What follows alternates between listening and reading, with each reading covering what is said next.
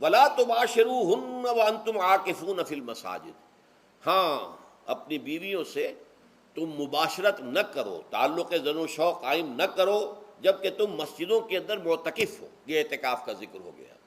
رمضان کے آخری عشرے میں یہ اعتکاف جو مسنون ہے کہ 21ویں شب سے شروع ہو جائے گا، یعنی 20واں روزہ ختم ہوا اس کے ساتھ یہ اعتکاف شروع ہو گیا، اور پھر اعتکاف مسنون جو ہے وہ جب تک کہ چاند نظر نہ آ جائے شوال کا، عید کا، تو اس وقت تک یہ اعتکاف جاری رہے گا۔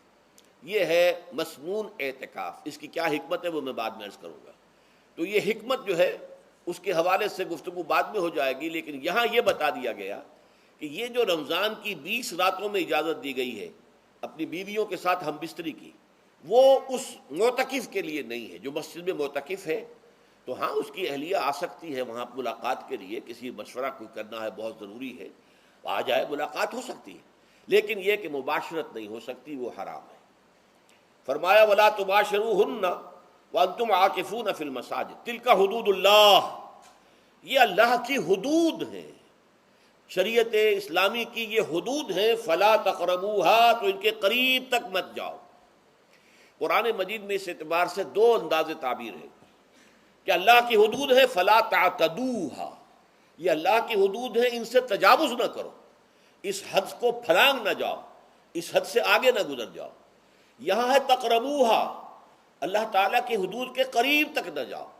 اس کی وجہ ایک حدیث میں بیان کر دی گئی ہے کہ جیسے ہر بادشاہ کی ایک چراگاہ ہوتی ہے، وہ صرف شاہی جو بھی ہیں جانور ہیں ان کے، یا گھوڑے ہیں یا کوئی اور ہیں، ان کے چرنے کے لیے ہے، وہاں پہ کوئی رعایت کا کوئی آدمی اپنی بھیڑ بکریاں وغیرہ نہیں لے جا سکتا۔ وہ حما کہلاتا تھا کہ یہ شاہ کے لیے مخصوص ہے، لکل ملک حمن وحم اللہ محارمہ، اللہ بھی بادشاہ ہے کائنات کا، ارض و سما کا، اس نے بھی جن چیزوں کو حرام کر دیا ہے وہ حما ہے، اس میں داخل نہیں ہونا تمہیں۔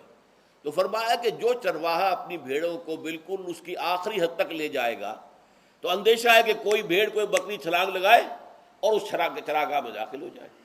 اس لیے کیپ ایٹ اے ڈسٹینس، ایک فاصلے پر رہو۔ احتیاط کا تقاضا یہ ہے کہ اس آخری حد کے قریب نہ جاؤ، فلا تقربوہا، اس کے قریب نہ جاؤ۔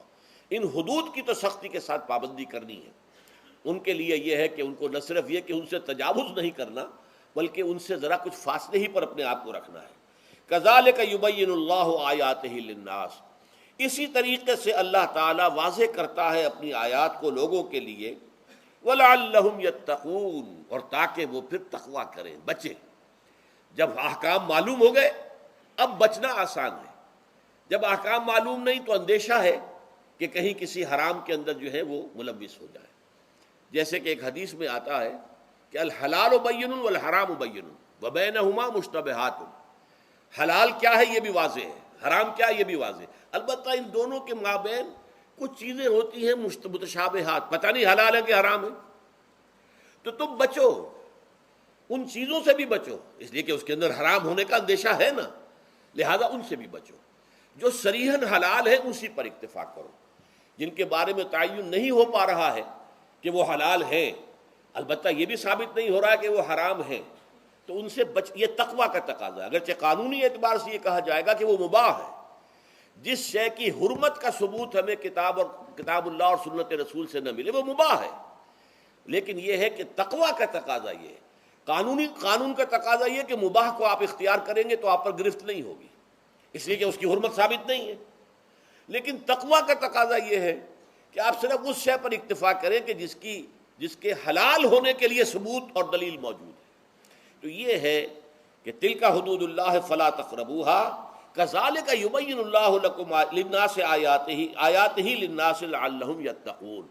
یہ احکام ہے تکمیلی روزے کے، جس کے ضمن میں نے کچھ احادیث نبویہ کے حوالے سے بھی ان کی مزید وضاحت کر دی۔